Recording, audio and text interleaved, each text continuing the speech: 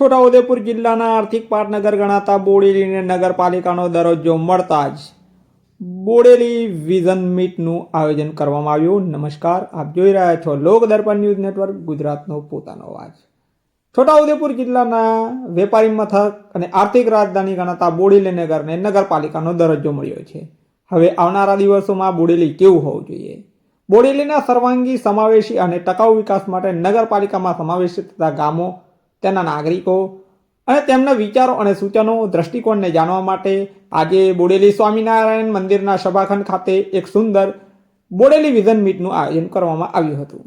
બોડેલી તાલુકા મથક તરીકે જિલ્લાનું વ્યાપારી અને સેવાકીય કેન્દ્ર બની રહ્યું છે.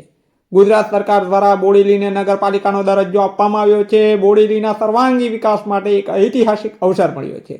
ત્યારે બોડેલીને યોજિત, સમાવેશી અને ટકાઉ શહેરી વિકાસ તરફ આગળ વધારવા માટે સામૂહિક વિચાર વિમર્શ જરૂરી હોય. છોટાઉદેપુર જિલ્લા વહીવટી તંત્ર દ્વારા બોડેલી વિઝન મીટમાં સાંસદ જશુભાઈ રાઠવા, ધારાસભ્યો અભયસિંહભાઈ તડવી, રાજેન્દ્રસિંહ રાઠવા, જયંતિભાઈ રાઠવા, જિલ્લા ભાજપ પ્રમુખ ઉમેશભાઈ રાઠવા, જિલ્લા પંચાયતના પ્રમુખ, બોડેલી તાલુકા પંચાયતના પ્રમુખ શ્રીમતી શીતલકુંવરબા મહારાઉલ, પ્રાયોજના વહીવટદાર શ્રી કલ્પેશકુમાર શર્મા, નિવાસી અધિક કલેક્ટર શ્રી શૈલેષ ગોકલાણી, બોડેલી એએસપી હર્ષ શર્મા, પ્રાંત અધિકારી શ્રી ભૂમિકા રાઉલ વગેરે સાથે નગરપાલિકામાં સમાવિષ્ટ થતા ગામના સરપંચશ્રીઓ, નગરના વિવિધ ક્ષેત્રના અગ્રણીઓ ઉપસ્થિત રહ્યા હતા.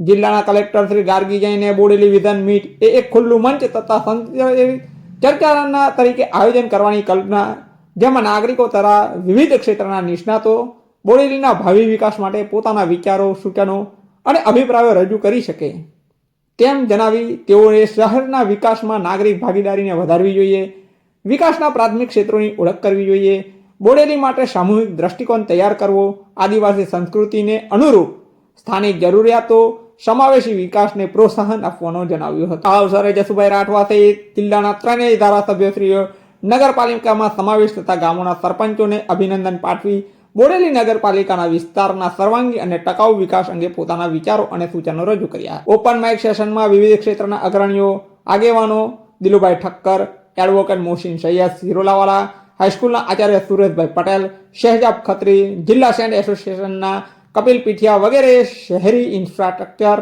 રોડ, રસ્તા, પીવાનું પાણી, ડ્રેનેજ, સ્ટ્રીટ લાઇટ, બાલવાટિકા જેવી પ્રાથમિક સુવિધાઓ, આરોગ્ય સેવાઓ, બાગ બગીચા, ટ્રાફિકની સમસ્યા, વિશાળ સ્પોર્ટ નગરગૃહ, રિંગ રોડ વગેરે બાબતે પોતાના મંતવ્યો રજૂ કરી નગરમાં ઉપરોક્ત સેવાઓ ઉપલબ્ધ બને તે અંગેના પોતાના વિચારો રજૂ કર્યા હતા.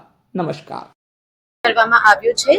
બોડેલી અત્યારે નવી નગરપાલિકા તરીકે જાહેર કરવામાં આવી છે અને એના માટે કેવી રીતે આપણે બોડેલીને આવતા અમુક વર્ષોમાં જોઈએ એ ડેવલપમેન્ટ પ્લાન નક્કી કરવામાં કેવી રીતે નક્કી કરીએ એના માટે જ બધા ચૂંટાયેલા અધિકારીશ્રીઓ અને સૌથી અગત્યના જે આપણા બોડેલી નગરપાલિકા વિસ્તારના લોકો છે એમને બોલાવ્યા હતા. એમને જે એમની રજૂઆતો છે, એમની જે પ્રોબ્લેમ્સ છે અને ખરેખર આ લોકો બોડેલીને કેવી રીતે જુએ છે આવતા 20 વર્ષમાં, 25 વર્ષમાં, આ બધા લોકોએ રજૂ કર્યું છે અને એના મુજબ એક ડેવલપમેન્ટ પ્લાન નક્કી કરવામાં આવશે, જેનાથી આપણે ડેવલપ્ડ પ્લાનિંગ કરીને બોડેલીને એક સ્માર્ટ સિટી, જે ફ્યુચરિસ્ટિક સિટી આપણે જેમને કહીએ, આ સિટી બનાવી શકાય. Thank you.